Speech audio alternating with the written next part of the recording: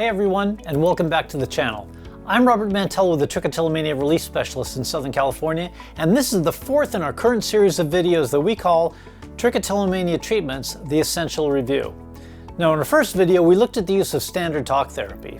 Since more specialized forms of therapy for trichotillomania are not just commonly available anywhere, it's really traditional talk or what we call insight-oriented therapy that you're most likely to run into, at least right off the bat. If you haven't seen part one in the series, and if you're curious to learn more about what we see as the pros and cons of standard talk therapy as it applies to trichotillomania, go ahead and click this link right up here. Now in our second installment, we took a look at a large class of interventions known as cognitive behavioral therapy, or CBT for short. Generally speaking, when you go out looking for help for trichotillomania, if you're going to work with someone who's had some degree of experience with this, it's probably going to be CBT or some form of it that they're probably going to be trying to apply with you. If you'd like, here's where you can go to check out part two in this series. It's all about CBT for trich. Then in part three, we began our examination of more specialized forms of CBT for trich, starting with something called acceptance and commitment therapy, more commonly known as ACT. In brief, ACT focuses on practicing mindfulness, psychological flexibility, and values-based actions. Rather than only attempting to reduce hair-pulling behaviors, ACT attempts to help individuals accept their thoughts and urges without actually acting on them, thus the name of that approach, acceptance and commitment therapy. If you're curious, here's where you can go to view part three in this series, all about ACT. All right, so far so good. Now today we're going to do a deep dive into one of the better known interventions for trichotillomania, something called habit reversal therapy, or HRT. As always, we'll be looking at the pros and the cons of this particular model of therapy, so make sure you stick around to the end so you get the full story. Okay? Let's get started.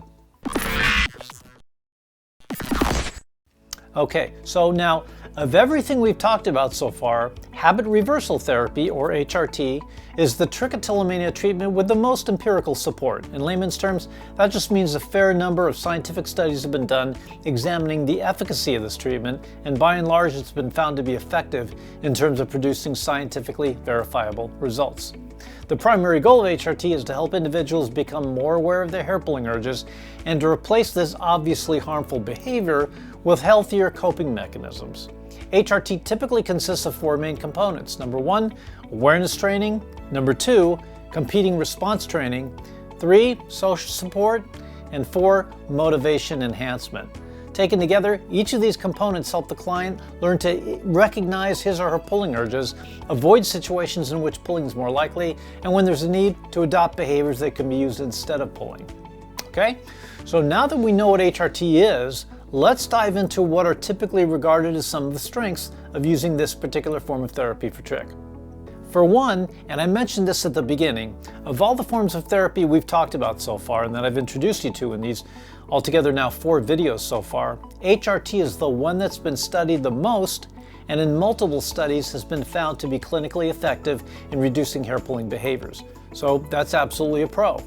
In addition, HRT is a non-pharmacological treatment option. No drugs required, right? Since HRT is a behavioral therapy, it doesn't involve the use of medications, and that can be great for those who may be averse to medication or who may be concerned about potential side effects or becoming dependent on it. Okay? Now, while HRT has many upsides, and it's certainly been a blessing for a lot of people, it's important to recognize that it may not actually be perfect for everyone. And here's some of the reasons why. Number one, it's possible there are some limitations when it comes to long-term effectiveness. Although HRT has shown the potential for effectiveness in the short term, its long-term effectiveness is simply less clear. Some individuals do experience a relapse of hair-pulling behaviors after treatment, and if and when that happens, then of course, they may be right back to where they started. Another potential limitation, there's just a lot of stuff to have to do in order to make this thing work. HRT does require individuals to be highly motivated and engaged in the treatment process. So to make this thing work, you really have to be willing to practice the strategies and techniques taught during your sessions. This level of commitment may be challenging for some individuals, particularly those who've been struggling with this for a long time. And maybe they've tried many other forms of therapy without success, and part of them maybe, doesn't want to invest what may feel like a lot of additional energy into something else that also may not work. So in order to get the most benefit out of HRT, you really have to be willing to play full out. If that's not you or your loved one, maybe this really wouldn't be the best option for you. Similarly, HRT may not be suitable for certain classes of people. For example, those with intellectual disabilities, very young children, or individuals who have already shown difficulty with self-awareness and self-monitoring. And then, of course, there's also the potential challenge of, with relatively limited access to this very specialized form of treatment. Not all therapists are trained in HRT. In fact, most aren't, which could make it challenging for some individuals to find a way to partake of it, whether they wanted to or not. All right? Finally, and to our mind, this is kind of a serious one, and this is rather apparent to me because my wife and I have been working in this arena for a very long time now, nearly 18 years, and we've worked with nearly 1,000 people from around the world with trichotillomania. And here's the thing, from what I can tell, HRT doesn't necessarily address the underlying emotional, cognitive, and sensational factors contributing to a person's ongoing challenges with hair pulling, right? So one of the things we've always said around here, and you would hear us say this if you were to program with us, is that hair pulling itself is not actually your problem. Sounds strange to have someone say that to you, right? What the heck? Now, whatever would lead us to say something like that? Well, think about this. See, hair pulling is something you've learned to do in order to deal with another problem, and that is how you feel, right? Look, when do people tend to want to pull their hair? When they're feeling great? When they're feeling excited or motivated or jazzed about something? Of course not. No. People tend to want to pull their hair when they're feeling stressed, pressured, overwhelmed, maybe angry or upset or anxious, maybe bored, maybe when they're mired in tedious work of some kind, or maybe some combination of these. You probably have some kind of sense of this already, but guess what? Hair pulling itself is invariably, it's a stress coping mechanism. It's something you've learned to do when you need a way to feel better. Everybody's got some way of dealing with discomfort, particularly emotional discomfort when it happens. Some people eat, some people drink, some people reach for a cigarette, some people do drugs, some people go to sleep. You or your loved one, if you're a hair puller, learn to pull your hair at times like that because guess what? If you're feeling this, you don't have to feel this. So do you see how if you're really going to get a handle on your hair pulling situation, and if you're going to make it something that can actually stick, you really do need to address the underlying emotional and situational triggers that incite the interest or urge to pull in the first place. Unfortunately, for all the good things HRT can do, and despite what is undeniably some very positive feedback about the efficacy of HRT, the truth is, unless you back up from the hair pulling itself for a bit and effectively address what gets a person to that point in the first place, and until you do what it takes to minimize or even avoid uncomfortable situations like that in the future, this is just all going to be a way tougher journey than it has to be, right? So it's kind of a shame that with all the stuff you have to do to make HRT work when it does work, one thing that is apparently missing is sufficient attention paid to something we here at the TRS think is pretty important. In fact, it's really key to lasting change in this behavior, and that is the habitual patterns of thinking and feeling and responding that ignites the interest or the urge to pull to begin with. So as much respect as we have for it, that right there to us is a major limitation of HRT. All right, so that's that. Now, what's coming next? Well, our final video in this series is a very exciting one. To be honest, this is the one we've been waiting to get to throughout what will be this entire 5-part series.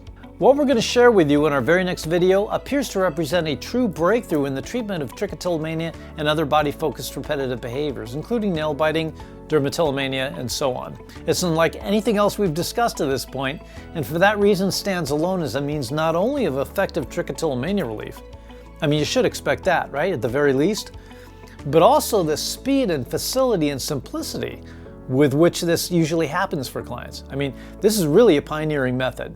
Statistically, and I know this is going to be hard to believe given everything else I'm sure you've seen or read or been told by the well-meaning experts in this field, statistically, literally 4 out of 5 people who begin this particular program stop pulling almost immediately. That's the kind of revolutionary results we're talking about here. And here's the kicker. These people don't struggle to stay pull-free. What they learn enables them to maintain their freedom virtually effortlessly over the long term. Now, does all that sound too good to be true? Don't take my word for it. Stick around for the next video coming up in a few weeks and I'll lay it all out for you. By the time we're done with that video, you'll understand exactly how and why this breakthrough trichotillomania relief boasts, at least as of the date of this video, 100% 5 out of 5 stars on Trustpilot. Not even a single 4-star review. All right, so we're gonna look forward to that together, okay? We'll have that video out for you just as soon as we can.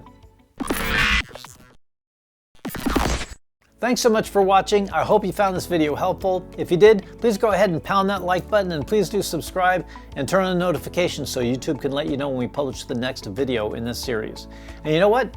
Go ahead and hit that reply button below and leave us a comment. Talk to us. How did this video impact you? If you're watching this video at our Facebook community page, please leave a comment there. We'd love to meet and chat with you. In fact, if you have questions about trichotillomania or hair pulling in general, and you're just not quite sure where to go for answers, please visit our website at www.trich-free.com. You'll see a Contact Us link at the upper right of all of our web pages. We do actually look through all the questions that come into us very carefully, just like we do to the comments and questions that show up here at our YouTube channel, and we do our best to answer as many of those questions in these very videos as possible. Again, please do be sure to like and subscribe. We're here to entertain, inform, and most importantly, to empower you to begin taking control of your hair pulling in ways you probably never thought possible before. If you'd like to reach out to us directly to get some information about how we can help you or a loved one, feel free to visit our website at www.trich-free.com.